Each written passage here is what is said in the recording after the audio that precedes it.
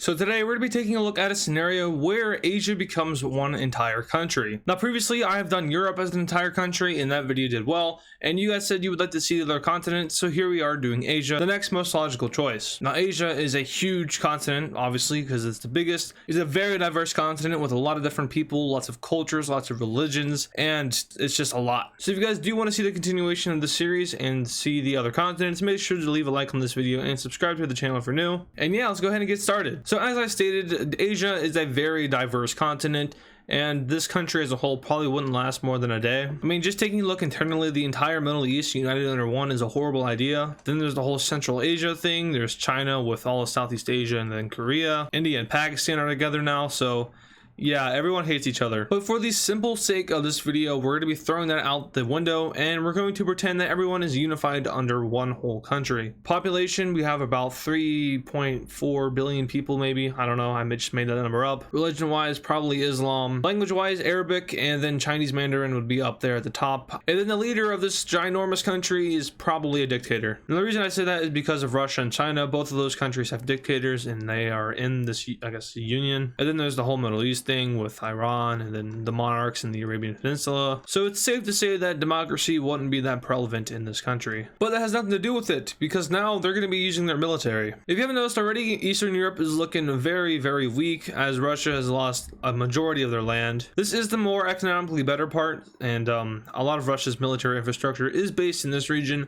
So Russia hasn't been completely reduced to nothing, but they've lost a lot of oil. Kazakhstan literally is on the brink of collapse, and speaking of on the brink of collapse, Georgia barely even exists. Other countries that are struggling right now are Turkey, who has just been reduced to thrice, and I guess you could say Egypt, but they only lost a peninsula over here, so they're doing fine other than that. But Asia's first task as one huge military power now is to invade the rest of Kazakhstan. I will spare you the gory details because it is not pretty. Also, military wise, this country's like unstoppable. If we're going to assume that everything is stable and complete, we're also going to assume that their military is kicking butt. I'm talking at least 3 to 4 million troops on active duty, a ton of reserves. Equipment wise, maybe not the best when compared to the West, but the economy would be roaring and equipment can be upgraded. Also, without a doubt, this would be the most powerful country in the world. But now that Asia has annexed all of Kazakhstan, they want to continue annexing countries which they've already taken parts of. So next up, I'll spare you the details once again. Georgia is annexed, and Russia, Turkey, and Egypt are the only countries that are remaining that they have taken land from. Now Russia does something very smart here, and they unite with Belarus. Now is this actually a smart thing? I'm not too sure, but it's probably safer than, you know, staying solo. The whole Ukraine conflict, we're going to throw it out the window as well, because if this actually happened all of a sudden, then Ukraine would probably start to invade Russia. Next up, we have something interesting happening, and that is Turkey kind of being kicked out of NATO. And that's just because Bulgaria and Greece want to partition it. Now, let's be honest here, if Turkey was reduced to this, they would literally have no use in being in NATO. And I'm sure that everyone would look away from this event. So yeah, Greece now owns Constantinople. This also gives them a river border with all of Asia. So at this point, we have some interesting events taking place in Europe. Basically, the entire world is afraid of this new military power who is shown to be very aggressive, and nobody wants to be invaded. So we have countries joining NATO in Europe. Those said countries are Ukraine and Moldova, as well as Austria and Ireland. So at this point, every country in Europe is in NATO other than Switzerland, Bosnia and Herzegovina, Kosovo, and Serbia. Also, at the time of recording this video, Sweden and Finland's NATO applications are being processed by every single individual NATO country. Countries that have already ratified Sweden and Finland's bids include the United Kingdom, Estonia, Norway, Denmark, Iceland, and Canada. So this is as of July 6th. This has nothing to do with the video. I just want to share this with you guys in case you didn't know. But yeah, back to the video. I don't know why I decided to share that now. So anyway, Asia now looks down towards Africa, where they see Egypt as a country they want to have, mainly because they want to take control of the Suez area, but you know, having some more Mediterranean coast as well as coast on the Red Sea would be nice. So Asia declares war on Egypt, and Egypt is now very scared. Immediately, Asian troops cross the border and start to take over cities in the north. The capital of Egypt is eventually captured, which leads to Egyptians fleeing the country en masse. Basically, nobody wants to mess with Asia. Asia. They push down the Red Sea coast and take even more land, till eventually Egypt becomes completely landlocked. At this point, the Egyptian government sees literally no hope in this war, as it's only been around 2 weeks and Asia has made this much progress, so they decide to surrender and hope for the best. And the best is certainly not what they got, as Asia decides to completely annex all of Egypt. Now all these African countries are terrified, as Asia is right on their border, so we have a, I guess, African NATO forming up. And this new nation basically consists of all of the Islamic countries in Africa, minus a few over here on the west coast. Notable countries that have not joined would be South Sudan and Ethiopia for obvious reasons. Actually, Egypt is gone, so maybe Ethiopia would want to join. And then Morocco, because Morocco and Algeria hold stellar relations, and Morocco just applied for NATO membership. Now, how would Morocco actually get into NATO? They have some government issues which would prevent them from doing so, but it looks like NATO just lifted a lot of their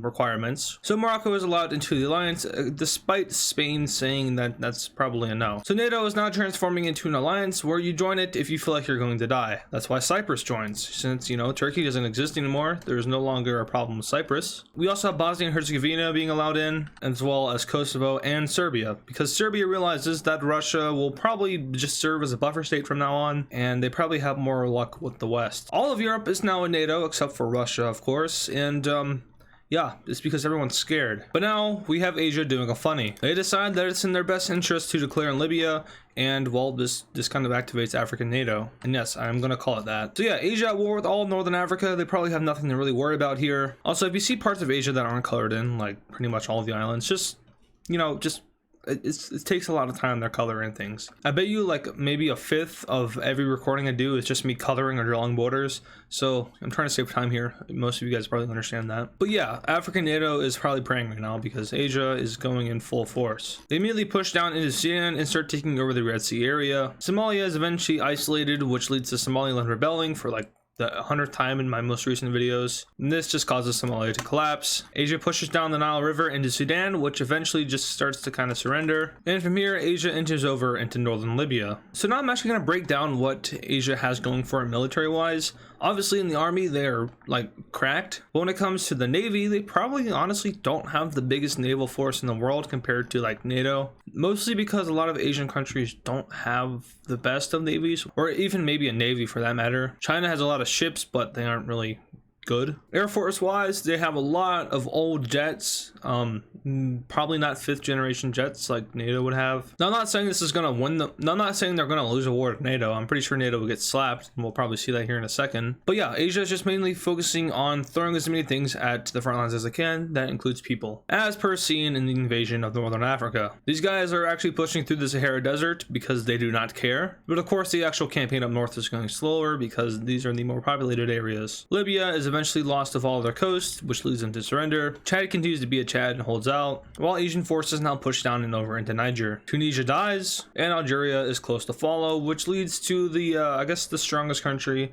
that remains, well, Nigeria. One of the stronger countries left in this alliance has just lost their coast, so that's not good. Back down over Niger, they literally spearhead target over towards Nigeria, and then from here they take over the coast, which makes the country fall. Millions upon millions of troops now push over into northern Africa, and the world is disgusted at the sheer amount of manpower Asia possesses. Eventually, the remaining countries decide to surrender and hope for the best, and let's go ahead and take a look at this peace treaty. Now, I know I did just kind of speed through that without much care, and, well, that's what would have happened, except I would have probably just done it in more detail. But that was just more of a sped up version of it. You know, I've said this in, I think, well, at this point, 2 videos ago, I said that I was going on vacation. And by the time you're seeing this, I'm still on vacation, because you'll be seeing this next Wednesday, which is weird, because that's a week from now on the Wednesday that I'm recording this. But yeah, I have to record this video and then edit it, post it tonight. And then also probably record another video today and probably start editing it tonight because, like I said, going on vacation soon, and I gotta get this all done by Friday. And I'm also super busy this week because a lot of other things are happening.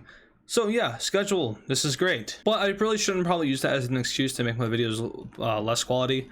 So, you know, let's go ahead and start with the big war, which we all knew was coming. First, before that happens though, more countries decide to join in NATO. Russia all of a sudden becomes a lot more friendly towards the West and says, hey, we got rid of that old dictator guy, and please let us join. Everyone in NATO laughs as Russia is now going to them for defense, but they let them in anyway. So while Asian troops would be invading all this, NATO troops would be going to the border of Russia And when Asia finally gets there, well, I guess they'll just have to hold their defense. But like I said, more things are going to be happening here, and that is a lot more countries joining NATO. These countries include Papua New Guinea, Australia, and New Zealand, as well as Ethiopia, South Sudan, the DRC, Rwanda, Burundi, Tanzania, Kenya, and Uganda. Senegal, the Gambia, Guinea-Bissau, Guinea, Sierra Leone, Liberia, the Ivory Coast, Ghana, Togo, and Benin all join in on NATO. We see South Africa, Botswana, and Mozambique join. And over the Americas, pretty much all of South America joins other than Venezuela. Central America wise, everyone joins. NATO is no longer held to the Northern Atlantic. It is now held to the entire world as everyone braces for a war with Asia. Think of it as the Napoleonic Wars in Europe, except everybody's involved. That's essentially what's about to happen. The world versus Asia. I think I've done this video before, except this time it's a little bit different. Asia has a little bit more than Asia, and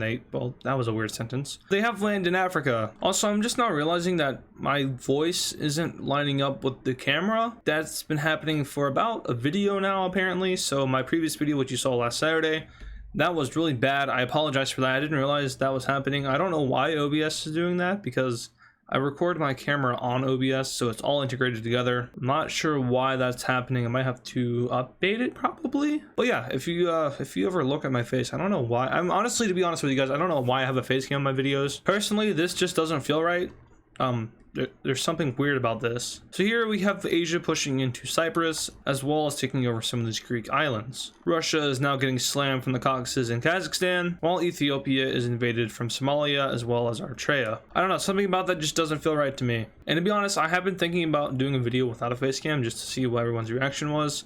So maybe I will do that soon, but that's just a little sample. I don't know. Tell me what you guys think. I always thought that it just added more personality to the video and a lot more connection. But yeah, that's enough. Let's continue this. That whole Russia buffer zone thing really helped NATO out because the Asian troops are now pushing over towards their borders while Russia is getting clapped. Papua New Guinea capitulates within 1 day, and South Sudan also doesn't last too long. Asian troops eventually meet the border with Ukraine, where they push in and take over all of Ukraine way faster than Russia did in real life. When I say all, I mean Eastern Ukraine. Asian troops now push over to this lake, which I knew the name of, but I forgot, and took over the entire Kola Peninsula. Russia is eventually pushed back until eventually the mainland capitulates. That includes Belarus, and Kaliningrad is the only bit of Russia remaining. The Baltic states make Denmark look like a joke, and Finland somehow holds this ground, maybe because it's December. Oh, also, I forgot to include that would probably be important. But this puppet isn't as stable as Asia, and NATO actually takes advantage of this. Morocco manages to push over into the Algerian part, and with this, parts of Algeria start to rebel against its puppet status. This is also seen down over here near the border of the other NATO countries, which none of these countries are strong enough to actually, invade. I forgot another one. Nigeria's in this war. That's not very good. But Nigeria itself actually rebels, and the troops quickly recede and switch sides. So who would have actually known? Taking over a massive area in a short amount of time without properly integrating it would backfire. Obviously, Asia didn't notice this. So while the African front completely falls apart for them, we do have the loyalists still invading South Sudan and Ethiopia. These are most likely Sudanese and Egyptian troops. But yeah, the front down here may not be doing too well. Meanwhile, in Europe, it's doing very good. Ukraine eventually capitulates, which leads the Asian troops to move down into Moldova and eventually Romania. Constantinople is captured by Asia, and from here, the entire southern Balkans is just obliterated. East Africa manages to do something. They actually managed to push back the Red Team in the north, but this is mostly fueled by the huge amount of African resistance taking place. In Oceania, we have a landing being made in northern Australia, which is not very good for the country.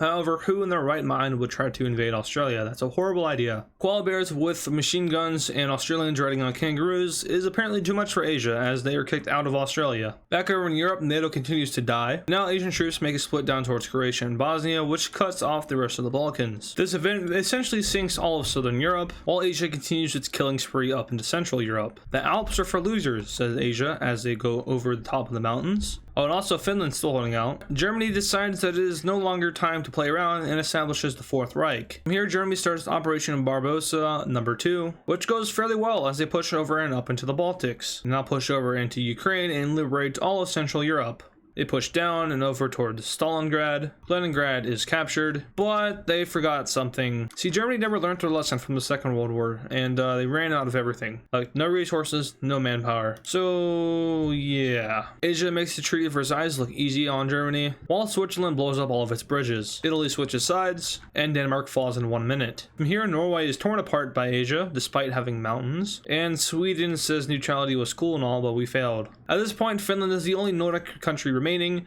and they're holding out strong. It's now January, the winter has officially set up in Europe, and yeah, they're holding back the Asian troops. Asian troops now cross over into France, who quickly surrenders, and Spain says hasta la vista. So at this point, Europe is dead other than 3 very cool countries. Of course, I'm talking about the country without an army, the country that's a fortress, and the country that somehow manages to never die. The world looks something like this, and everyone wants to die. But hey, the African front just got a whole lot better as the red team is pushed out of Ethiopia and Sudan. South Sudan, please don't kill me. And Somalia falls apart for the 10th time this week. Egypt. And now Asia has been reduced to Eurasia. So now the world is reduced to North America, South America, Africa, and Oceania, I guess.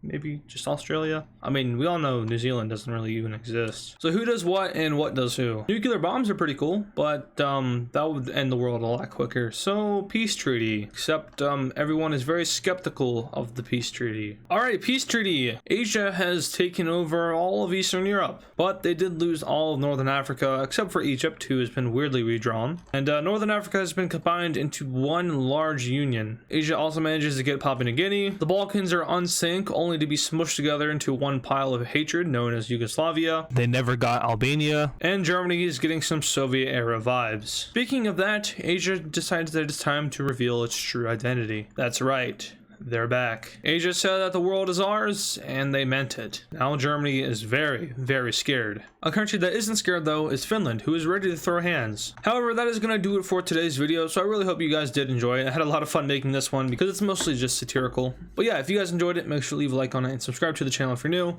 And yeah, let me know what you guys want to see in the next video, which is most likely alternative future. I'm going to try to do an alt future video once every week, with those days most likely being Saturday. So every Saturday there's an alt future video, and Wednesday can just be other content, so maybe an Empire video or something like this. But once again, thank you guys for watching, and I'll see you guys in the next video.